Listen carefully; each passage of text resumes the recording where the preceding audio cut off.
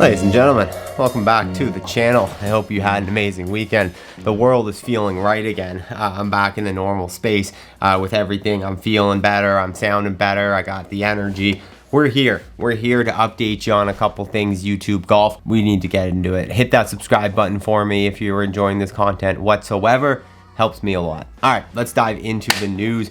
Thing number one. Over this weekend, Breezy Invitational New York happened. A slew of IG content came out from all of those guys. But for me, it's just cool to see a company, I guess you could say. Breezy's a company, but Bob Does Sports, really, Breezy doesn't exist without Bob Does Sports. Like, that's kind of the big thing that looks over all of it. But really, Bob Does Sports is the engine for this. Their YouTube channel is the engine for this whole thing. And being a YouTube powered machine, anytime something like that is able to create a tournament, an atmosphere, something that sort of reaches beyond just YouTube golf, it's really cool to see. They had a bunch of people out there. It looked very professional, looked very Barstool Championship-esque. I always go back to them, but they, in my opinion, were the original ones to do it kind of through that content realm foreplay leading into Barstool Golf and then Barstool Golf with the Barstool Championships. Now seeing this, it's really cool. It's really cool, and it shows that growth of this space. If each big creator is able to host events throughout the year, whether it be for amateurs, professionals like Good's doing, or YouTubers, whatever it is, the more golf being built around this YouTube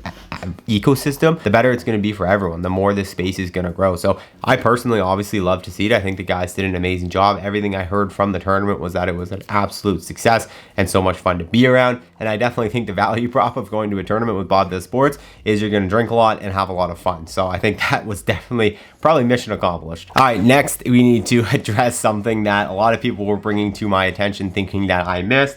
Honestly, I didn't miss it. It's a bit of a nothing sandwich in my opinion. I'm going to explain why, but I'll just play the clip right here. I saw the comment a few times of, I wish this was all the YouTubers and like, why do I want to watch these 12 golfers? I feel like we all know that it would be more interesting if all the biggest YouTubers got together and, had a stroke play thing.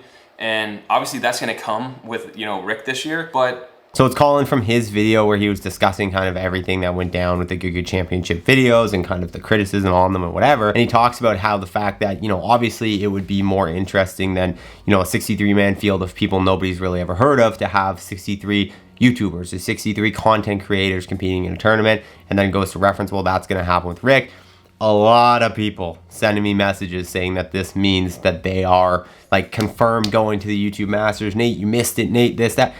This to me is a nothing sandwich at the moment because number one, no offense, I love Colin. This is Colin. This is their videographer talking here, their editor talking. Like, for sure you might think like, oh, well, he knows everything that's on the inside, but like, I think the decisions right now going on are not just whether these guys want to play in it or not. There's a lot of behind the scenes logistics. We heard Rick talk about it on his podcast. Where's the event going to be? When are we going to do it? Like, I very much think it was always wrong to say they're not going. Like, for sure, I think that was inaccurate because you can never say anything that definitively. And I think that's being proved that was wrong.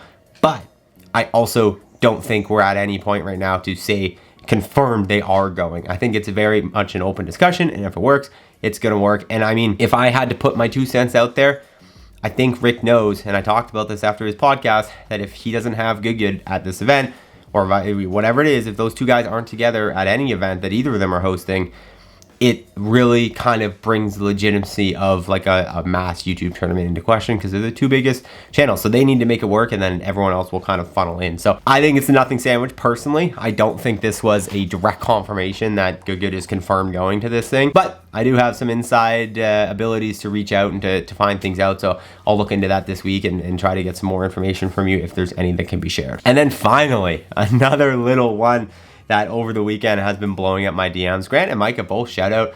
They both put out amazing videos this weekend. Grant, really cool, kind of unique. I mean, on YouTube, it's a very, very common concept of like the half split face of like dirty on one side and like clean on the other. It's like I stayed in a $1 hotel versus a $10,000 hotel or something like that. He did the golf version, $20 course versus I think like a $250 course. Cool video, obviously traction well. It was a good kind of different idea in the YouTube golf space. I think it's been done before, but it was definitely at least relatively fresh, not just a 2v2 match like we see every other day on YouTube golf. Micah also coming out with a very cool, very unique video where he caddied for Wesley, which I'm sure is how he got the video. But when I first saw it, I was like, how did he get this video? How is this not on Brian Bro's channel? Because Wesley played in the US Open qualifiers and almost made it. He made it to a playoff. I think he missed by one shot. He's an alternate this week. It was really exciting. I was following it live on the app, but these guys were actually there. Micah was caddying for him and got the whole first 18, because in that day they played 36 and he ended up playing like 40. But anyway, got the first 18 on camera on his channel, and I think the next 18, or the next, I guess it'd be like 23 or 24 holes, are going to be on the Brian Bros channel. So maybe it's like a bigger channel shouts out down to the smaller channel, you know, whatever. But it was very interesting. It was a very neat video nonetheless. The commentary from Micah was pretty good, but there was a image that has been sent to me 400 times in the Instagram DM since this video came out, and it was a video of Micah under a Callaway Paradigm umbrella with so much speculation. People saying everything from like, Micah's obviously been changing his clubs and talking about all the problems he's had with his driver. He's already been to TaylorMade for multiple fittings. Like, maybe TaylorMade isn't working out. Maybe he's switching to Callaway. Is this him switching to Callaway? Is this like the rumor mill in my Instagram DMs? And I'm here to put my foot down and say, once again, for the second time in this video, I think this is an absolute nothing sandwich. I think Wesley happened to have a Callaway umbrella in his bag because he got it for free at some point, and it was raining and Micah pulled it out. It was Wesley's bag. Micah pulled it out of Wesley's bag. It was obviously Wesley's umbrella, and put it over his head to stop the rain. From my experience in brand stuff, as someone who's worked with brands for the last few years on my first channel and now this, that might lead to a pee-pee whack. It has in the past. You know, you accidentally kind of brain fart and realize that you're standing on camera on your own channel, flying the flag, of a direct competitor, a dramatically direct competitor in the YouTube golf world to your company, TaylorMade, with the whole good, great thing and the good and Callaway and the whoo, you're holding there and your face is beside it. It's not a great look, and it might lead to a little pee-pee whacking, but it's an absolute nothing sandwich. No way. It would be way too early, in my opinion, for anything. Like, even if Micah wanted to change, way too early. They obviously have a contract in place. There's zero chance I think he could get out of it this quickly. But that's not even a thought. It's not even a consideration in my brain. He was holding an umbrella that was in Wesley's bag. But nevertheless, you guys kept messaging me about it, so I had to address it. So if you guys enjoyed this video, hit that subscribe button, and I'll see you in the next one.